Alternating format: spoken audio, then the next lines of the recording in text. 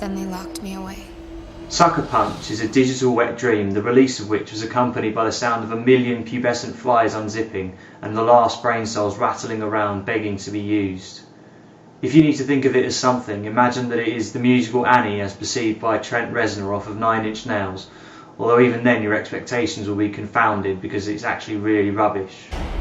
With nowhere to hide from the pain.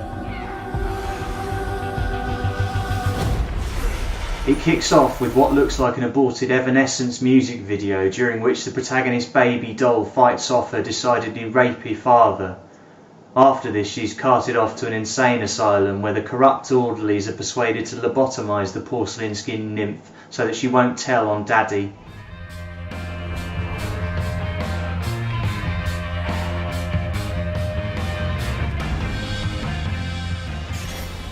In the asylum, she regresses into a fantasy world, turning her fellow inmates into burlesque performers and the establishment itself into a maison derrière, at which the showgirls are required to both perform mundane tasks and titillate the clientele with their boner-friendly gyrating.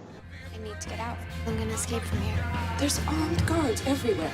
And if Blue finds out, we're dead. We're already dead.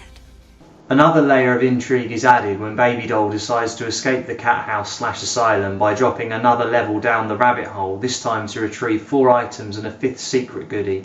All the while the camera attempts to stare coyly down her rabbit hole while sticking to the 12A rating for violence and language. What you're imagining right now? You control this world.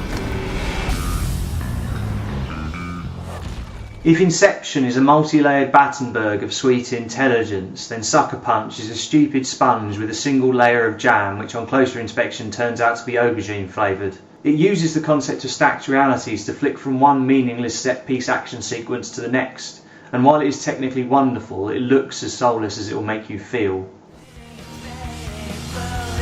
He knows what we're doing.